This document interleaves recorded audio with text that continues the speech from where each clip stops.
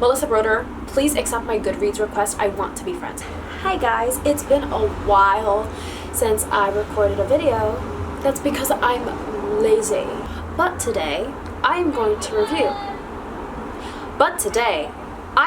review a couple of the books that I read in June.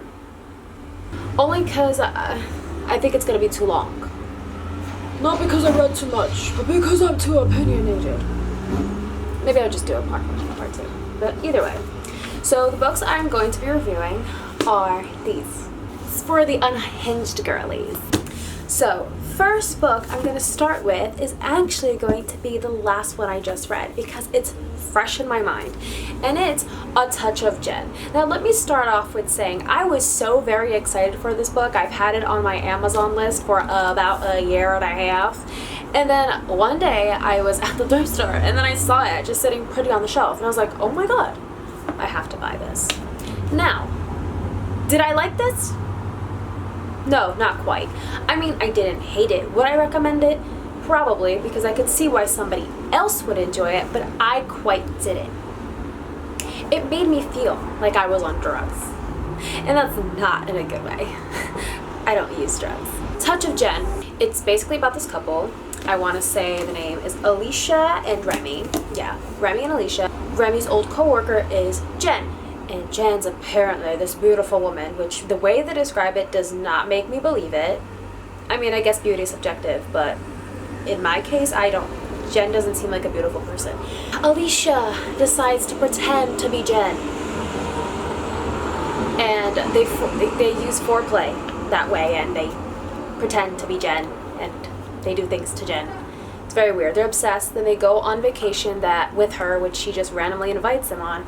But I don't want to give too much. It's not exactly literary fiction. I knew that going in, I'm not gonna lie. The ending kind of got me. It's like that one episode of Black Mirror from the new season, if you know what I'm talking about, where the girl turns into a, you know what I'm saying? I said it that way so that it wouldn't spoil it. It reminds me of that, and that really wasn't my favorite episode, which means this also just wasn't one of my favorite books. I do like how the author kind of writes, though. I like the conversations because they're so out of pocket and they just don't feel real at all that it's almost like, who are these people? Why do they talk this way? But it was just quite entertaining. It wasn't over the top cringe. But still, I think it was okay. I gave it like 3 stars. Next, I will talk about this one, Jillian, by Halle Butler, I'm not sure. I quite like this. I gave this 4 stars.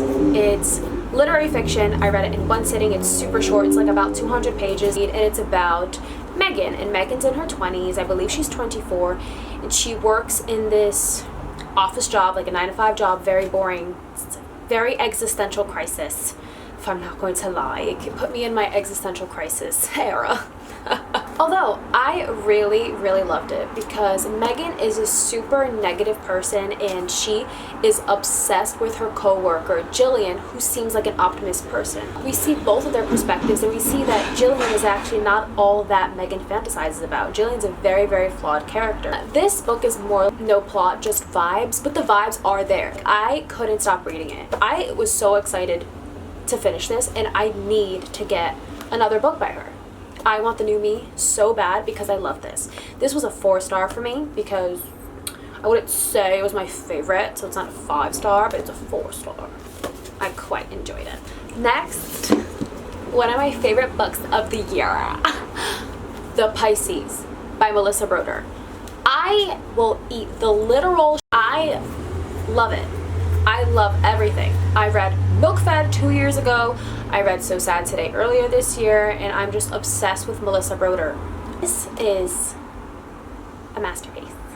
It's literary fiction, but it's also like fantasy, and I'm not a huge person on fantasy. I don't really read a lot of fantasy at all. I am trying to get into it, so if anybody has any recommendations, send them my way. This is about Lucy, okay, it's Lucy, and she's crazy. Every single one of these characters that I'm talking about today are unhinged.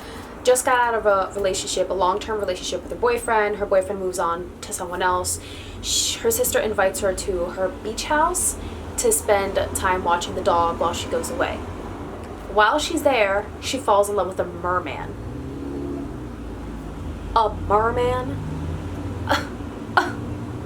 Yes. And this is insane. I love Melissa Broder because she has such a theme in between her books. A lot of them talk about feet. I'm not quite sure why she has an obsession with, maybe she has a kink, I don't know. But they're just so unhinged. I love their thought process. I love how they think. It's so honest and brutal. The language is also quite simplistic. It's a fast-paced read. It's disturbing. It's disturbing. I just can't keep my eyes off of it. There's a scene where she's talking about having... It's crazy. The preparation, it's so honest. Like, it's just... Because nobody ever talks about the preparation before doing something like that, you know? And in here, she does. And I think it's fascinating. Lastly, Aesthetica by Allie Rowbottom. Soho Press kindly gifted me this book because I begged for it. I saw this online. I was in my film lecture and I was very bored, so I was searching the media for books and I came across Soho Press. Let me try to request this book. I saw the cover and I was like, this cover is beautiful. Saw the premise, I was like, this is beautiful. I need this in my life. So I reached out to them and was like, hey, would you please send this my way? And they were like, yeah, we'll gladly do that. And I was like, amazing. So this is my review for it. This is about Anna, who's an Instagram. This is about Anna, who is an Instagram model at the age of 19. She gets so many procedures done to her. Now at 35, she wants to reverse them. It heavily talks about how we're influenced by social media, how we're influenced by how we want other people to perceive us, and about how follower accounts are important to a lot of us and how we change ourselves to be someone else because we think that that's what society wants from us. She, unlike a lot of the unhinged girlies I read about, she is a product of her environment, which is, I mean, I guess it kind of does make sense. The other unhinged girlies are like that, but most of the time we don't exactly get the background story on that. And with Anna, we get it from top to end. We get it from when she started it and when she doesn't want to stop it. It just talks about how times change, and at 19 she wanted to be someone, and the standards for her getting all these cosmetic procedures done, what was ideal. At 35, those procedures aren't attractive anymore, and now she is going to go through a surgery that could quite kill her. Her looks are more important to her right now than her life. We see all the trauma that she goes through, and she has a boyfriend. I believe his name is Dom. I could be wrong. He's also her social media manager. She basically makes no money off of her own posts, and it kind of all goes to him. She's poor the entire time. We see how her head is working, and she has an alcoholic mother. I loved this. I loved it. This was unlike anything I've read before, and I was so glad that I got the chance to read it. So that's all for today. If you watched it all the way until here, thank you. I have a hard time explaining my thoughts, but I hope I did that semi-decent. I guess we'll see in the editing process. So thank you for watching, and I hope you stick around, because all I do is read now, especially now that I'm not in school, and I have nothing better to do. You can also follow me on TikTok and my Bookstagram, because I give more in-depth reviews there too, at buttermilkfox.